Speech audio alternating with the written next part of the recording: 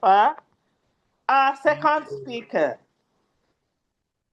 that I want to introduce now has been here almost before many people joined.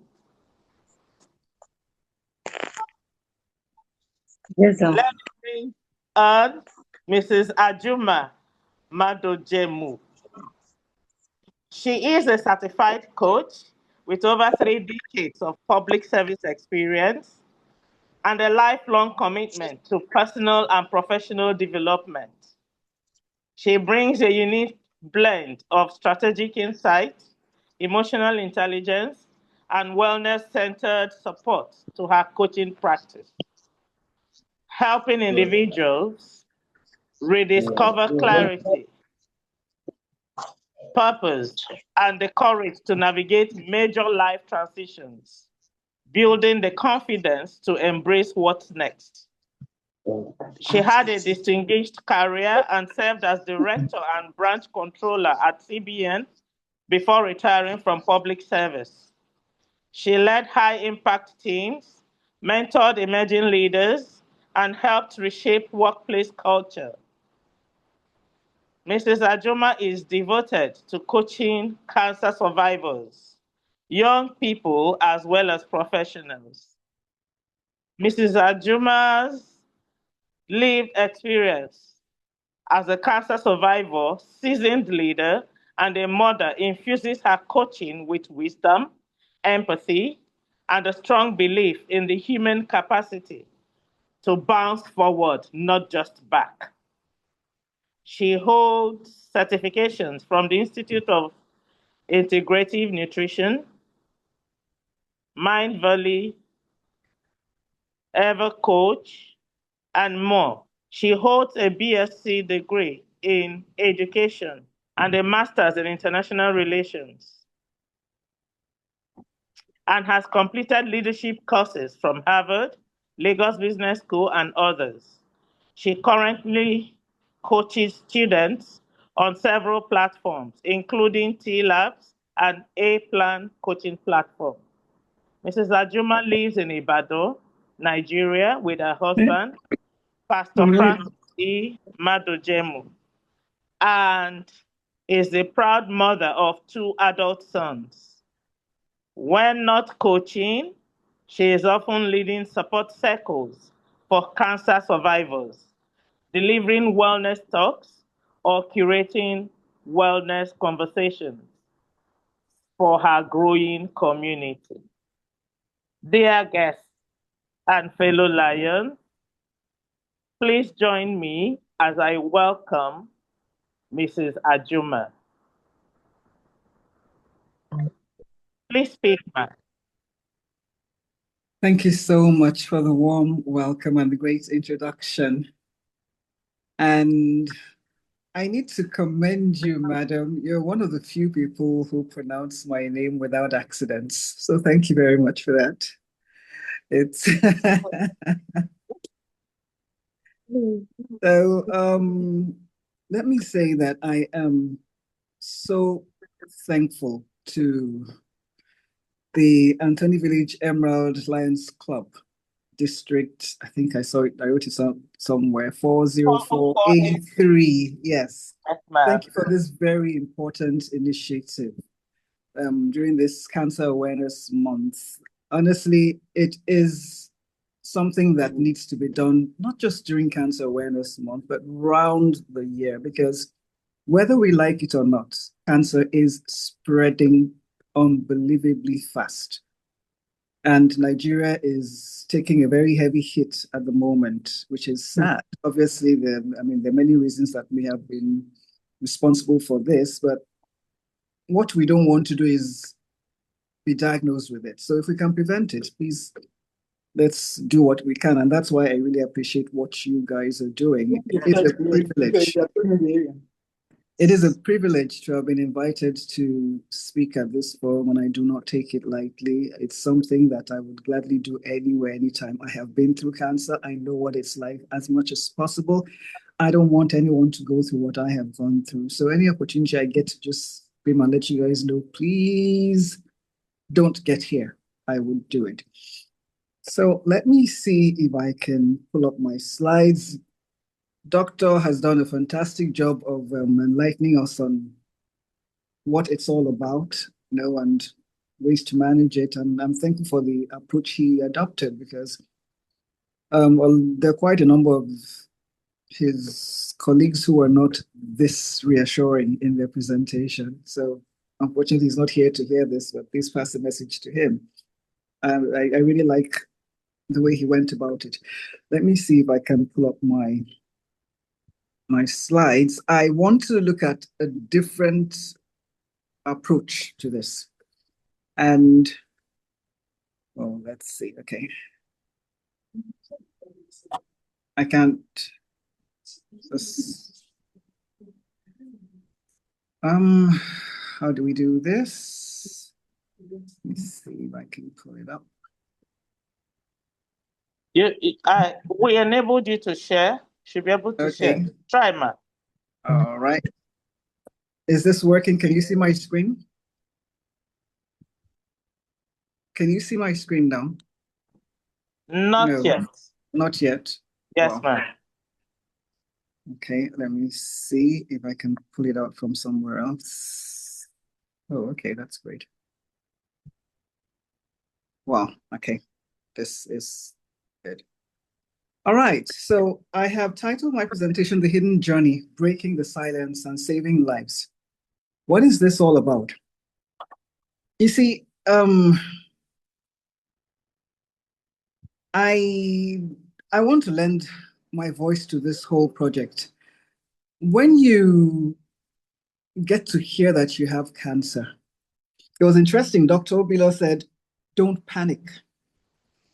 But how many of you know that that's not possible? When you hear that you have cancer, that's not the first thing you think of. Don't panic. You're already dead. Most people die the moment they hear that they get a diagnosis. And that's why I decided I want to approach it from this viewpoint, this perspective. It's what happens when you've done the detection. And interestingly enough, it's not only for those who get a diagnosis that says that they do have cancer. There's a case of a young lady that I know, a friend of mine, she's a member of church. My 60th birthday, what I did was not the usual party. I had something like this, a program for a cancer awareness program. And I brought vendors on site to do on-site testing, all paid for people who were interested to attend it. And one of them did it. She got her test results later on. Nothing was wrong.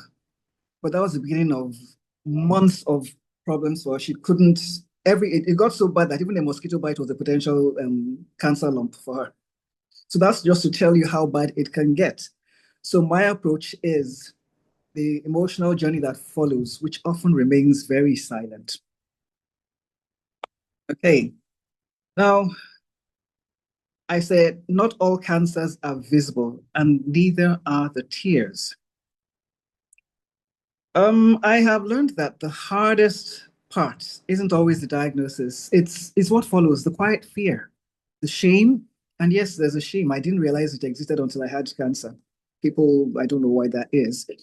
But there's an internal war that goes on. You're dealing with people. Sometimes you hear things like, maybe is the things that you committed. I mean, that's really the most hurtful thing you can say to somebody who's been diagnosed. But it does happen.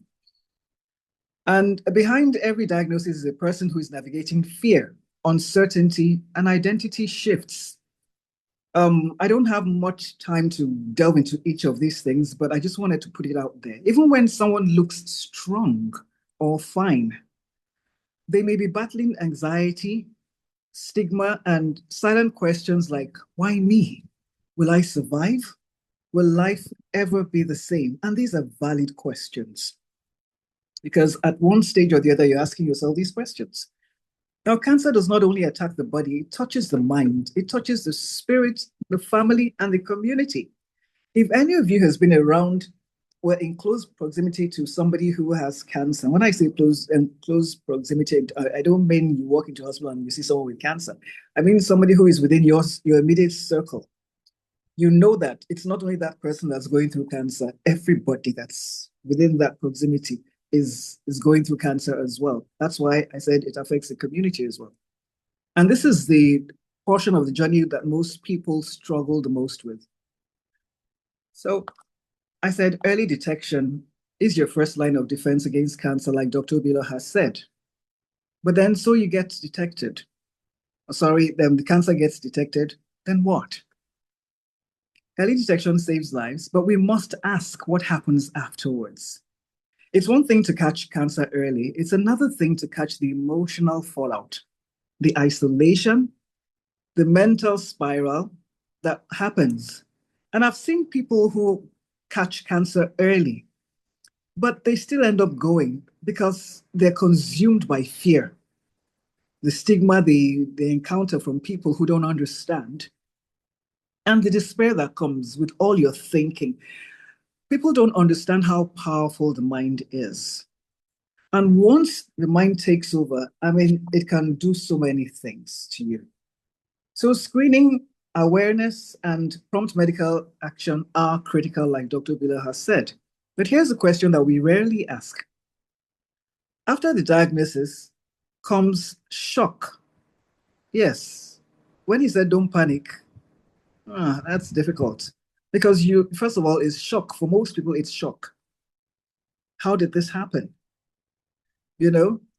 And then fear sets in because of all the things you've heard about cancer. Your immediate whatever is, so this is how I'm going to die. Now, that's not to say everybody's going to die. I'm still alive, and this is 4 years post-diagnosis. I'm still here, and I'm thankful. You know, but then you have those thoughts in your head. If you allow the fear to take over, it takes you down a spiral. Then the next thing is you begin to Google. You go everywhere. You're looking for information. There's an information overload. Whether it's good or bad information, you soak it all in. And all of them have a way of just messing with your brain. And then there's emotional isolation because a lot of people don't understand what you're experiencing. You can't explain to them how you feel, and they don't get it. Most patients are medically supported, but emotionally unprepared. You know, so while early detection saves the body and medical care treats the body, community support and compassion help sustain that person. Early detection does save lives, but early emotional support is vital because it helps preserve dignity. Now, I'm talking about interrupting this cycle of despair. Despair grows in silence, even when you look fine. There's anxiety about recurrence, and even 4 years down the line, every time I have to prepare for my next review, sometimes I'm wondering, is it coming back? Am I going to, are the test results going to come out and reveal something? And that's what is known as, I mean, there's a term for that, it's scanxiety. You know, so there's anxiety about recurrence, body image struggles, loss of identity and loneliness from isolation. And sometimes society doesn't help matters. You know, they say things like, be strong, don't cry, at least you're alive. Really? Would you like to be alive in my situation when I'm going through cancer? I don't think so. Would you like to be in my situation post-treatment if you have to deal with the vestiges of treatment? I don't think so. You know, but healing is not pretending. Healing is being allowed to feel. And a lot of the time, cancer patients don't show what's going on because when they look at the people that they have to interface with, sometimes they feel sorry for them because you're seeing people surrounding you who feel very helpless. It shows in their faces. They can see what you're going through. They can see the pain that you're experiencing. They don't know how to help you. And so sometimes you help them by not showing what's going on. You pretend that all is okay when you're dying inside, you know? So healing is actually being allowed to feel. Now, this is where community organizations like the Lions Club play a very powerful role, not as doctors, but as carriers of hope and presence. And that's why I applaud what you're doing, you know, because somehow you are bringing hope to people. And this hope often comes in various ways. And that's why this next slide says how you can help. You can be somebody's light by encouraging regular screenings and checkups. Now you've started by arranging for an awareness online program, which is fantastic. That's step one. You could encourage people to go for, you could encourage them to go for regular screenings, or you could even organize, if you can afford it, for them, just free ones, and talk about, have talks like this. They go a long way. You'll be surprised at how many people discover just randomly that they're actually carrying something, even though they're not feeling anything. And then you could offer practical help and emotional presence. Practical help comes in so many ways. If somebody, for instance, has young children and is dealing with cancer, you could just offer to take the children off their hands for maybe the weekend if you can, or for the day so she can rest. Or maybe somebody's going for chemotherapy, you could offer to, let me come and sit with you while you're going through chemo so I can talk, we can gist, I can just, cheer you up. There's so many ways you can help. You could help the person do their shopping for the home, just something practical. Then you could be present. By present, I don't mean sitting down and going, yeah, the cancer patients do not need your pity.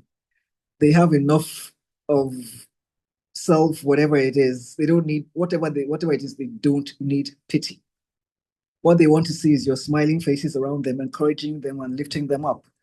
So it will be good for you to be present with them, to listen without trying to fix anything. You can't.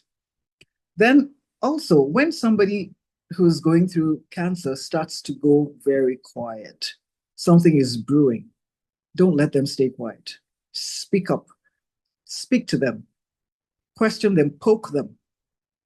Then check in consistently, not just at the point of diagnosis. At the point of diagnosis, it's like when you lose somebody, you have so many people around you. Then as you move away from diagnosis to treatment, the crowd around you dwindles till it gets to a point where you're on your own.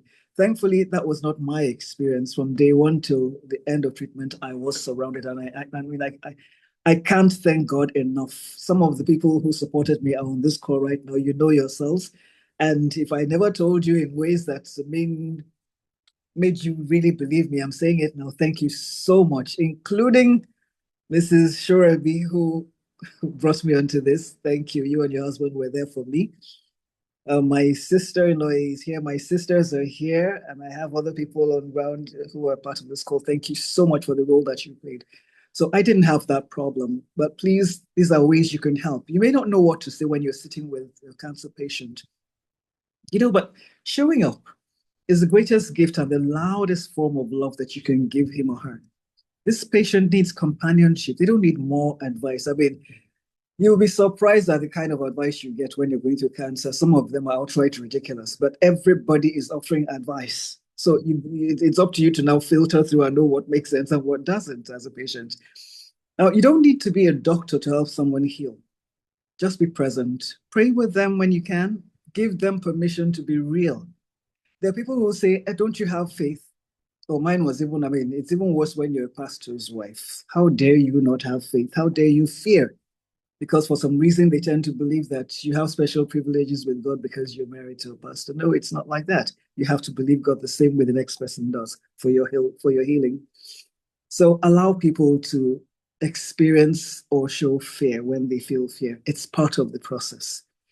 And, just encourage them. Now, call to action.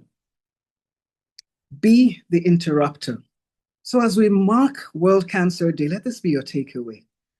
Interrupt silence with a conversation about screening. Interrupt fear with reassurance and presence. And of course, the people, once you hear cancer, you're hearing death.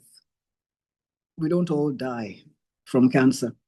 And you'll be surprised to find out that some people who go through cancer live for decades after their cancer experience. But the real question is, so what if you go through cancer? Which one of us on the face of the earth is not going to die? You will go one way or the other. We're all going to die.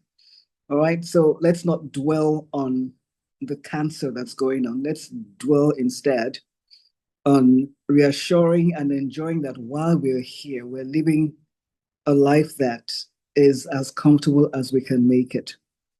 So interrupt fear with reassurance and presence. Interrupt stigma with empathy. You'll be surprised the number of people who have died just because they wouldn't dare to let anybody else know what they're going through. And it's so sad. It is sad. Because, I mean, and I say this often, if I can tell you that I have a headache, why can't I tell you that I'm going through cancer? I didn't contract cancer from, say, being promiscuous or something. It wasn't punishment for something I did wrong. So I don't see why society has that problem. It's a big thing that we deal with, but it is what it is. So you can interrupt that with empathy on your part. You can interrupt despair with hope. Just be there. Make the person smile, take them out, let them know that, okay, they may not, tomorrow is not assured, but you have today. So what can we do with today? Let's see how we can put a smile on your face today. So in closing, let me say this. You may not be able to cure cancer, but you can change how someone experiences the journey. And sometimes that makes all the difference. You don't have to fix the journey. Just don't let them walk it alone. Thank you. Wow.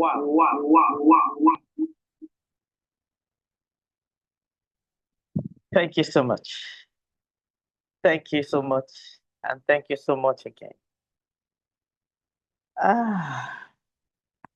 You know,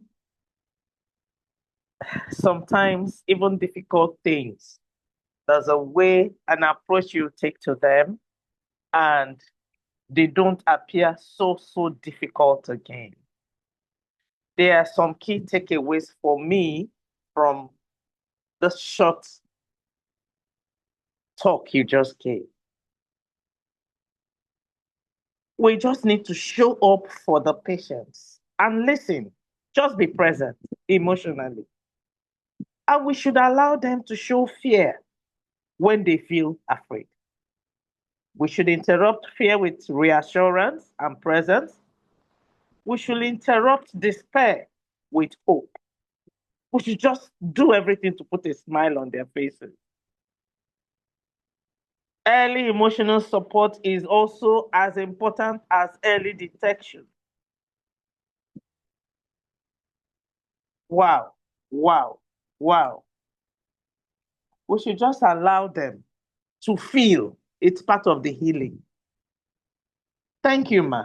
I really am grateful.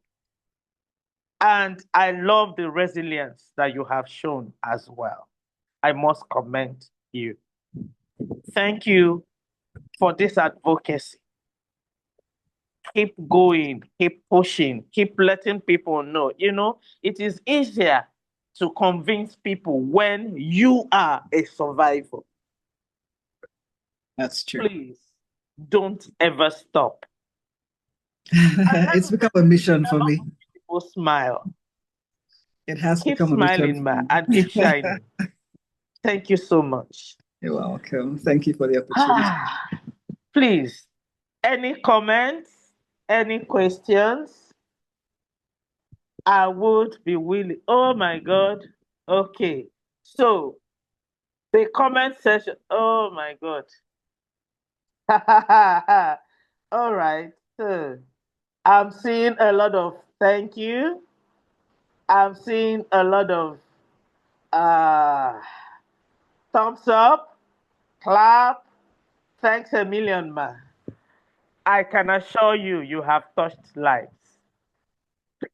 Mrs. Ayo Shoremi, I'm seeing your hand up. I don't want to call you up yet. So just hold on. Because you will eventually give the vote of thanks. So please hold on. Don't speak yet.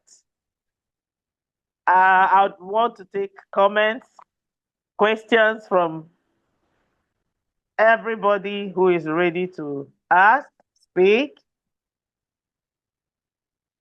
I have a comment here that says, thank you so much, ma'am. May God bless and keep you. That's from Lion Obi. Andrew Iguanu. Lion Obilo says, thank you so much. Where is this? Come on. Lion Obilo says, thank you so much. God keep you. Amen. I don't know what to say, but to say thank you. God, who has brought you through this, is able to keep you. He would keep you.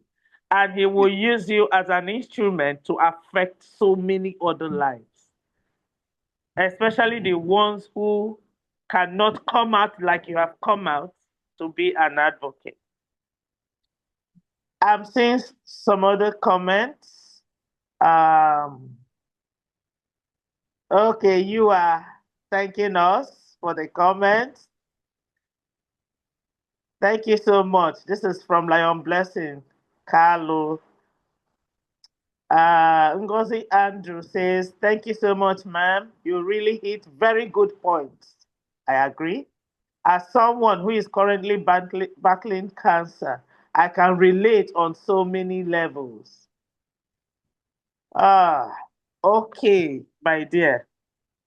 I'm sure Mrs. Ajuma would not mind speaking with you if you have her contact.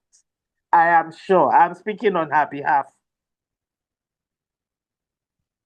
Like I said, On her behalf. I'm sure she would want to speak with you if you want her to speak with you. Okay. Lion Sabina says, thank you so much, ma. God bless you beyond measure. Okay. On this note, permit me again to invite Lion Joy Ayoshoremi to give us, first of all, to make a comment or question, and then to give us a vote of thanks. My region chairman. Thank you, Lion Chinyelu. I'll ask my question first. Mrs. Malujemu, a number of times we have seen people who, like you mentioned, going for screening. Dr. Obilov did mention that nobody knows your body like you do, and you feel uncomfortable. You go in for screening or for a test, and the result comes out negative. Then maybe you go for a second opinion. After a while, when you still feel uncomfortable, you go in again, and the question will be, why didn't you come earlier? Maybe in a different hospital to see somebody different. And they'll be asking you, why didn't you come earlier? From your experience, could you please throw a little light? Is it possible for you to actually have cancer or feel differently? You go in for a test and the screening comes back negative. Meanwhile, something is actually happening to you. Thank you. Thank you so much for your question. You know, I said we don't have much time. There's so much to share. My own story to a diagnosis follows the exact pattern of the question that she asked. I felt a lump in my right breast. Now, I'm somebody who has a very healthy relationship with my body. I listen to my body. Your body speaks all the time. So I knew something was up.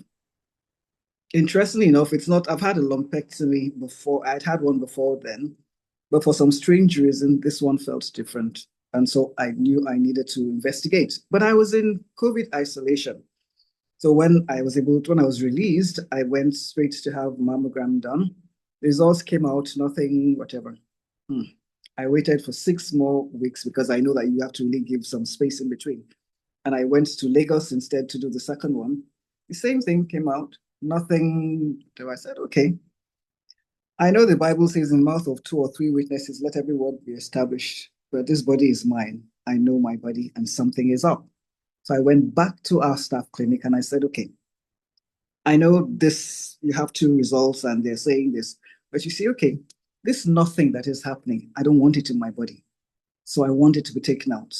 Can you arrange for a lumpectomy?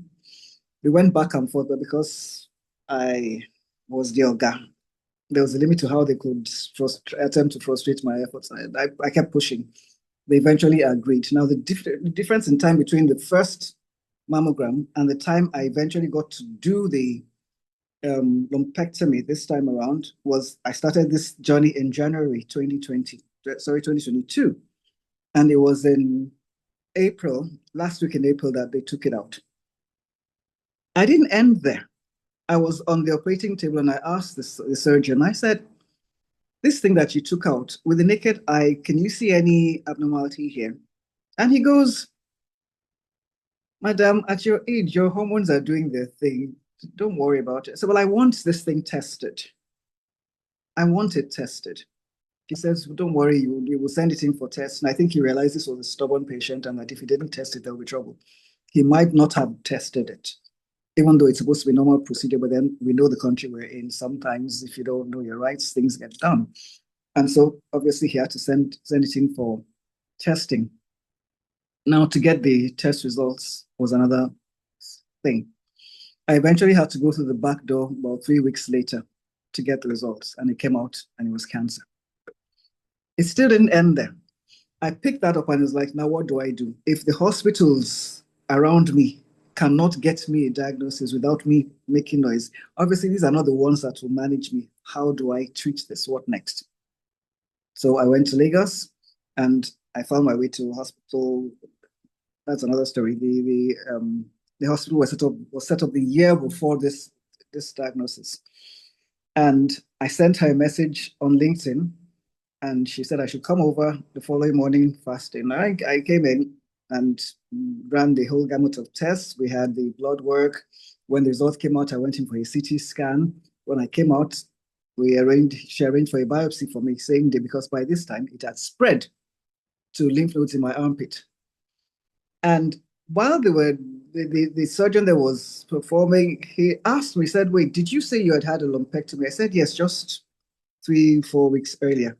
And he showed me something on the screen. Apparently, the surgeon did not take out everything. So that was yet another thing. Now, in answer to your question, that's why it's important to know your body. Nobody knows your body better than you.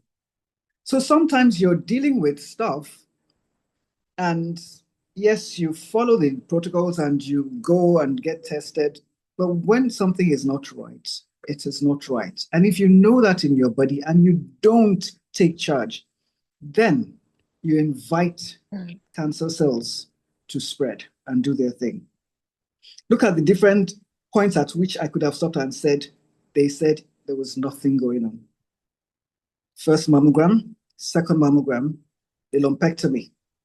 I could have said, well, they've done it, So that's the answer to your question. I hope I was able to answer you. You just keep pushing through if you know for sure what is going on. Sometimes even when you don't know, but your intuition just tells you something is up. Keep pushing. If you're not satisfied with the first phase, go to the next. There's nothing like an end to testing. Just keep going until you're satisfied. Because things have a way of growing in your system that you're not even aware. Sometimes you don't even know. Some people, it's doing random tests that bring up something in their body that's going on. So please, if that's the one thing you're going to take from this whole session, don't wait until you feel something before you do. Just go and do random checks, screenings. You never know what's brewing. Okay, so I hope I answered your question. Yes, ma'am, you did. Thank you so very much. Thank you. Thank you once again. Lions Club, after this session with you, I know that we are committed to interrupting the silence, which you have encouraged us to. and we'll do our utmost best to change how the person that is experiencing the journey is treated as we have a better understanding and insight.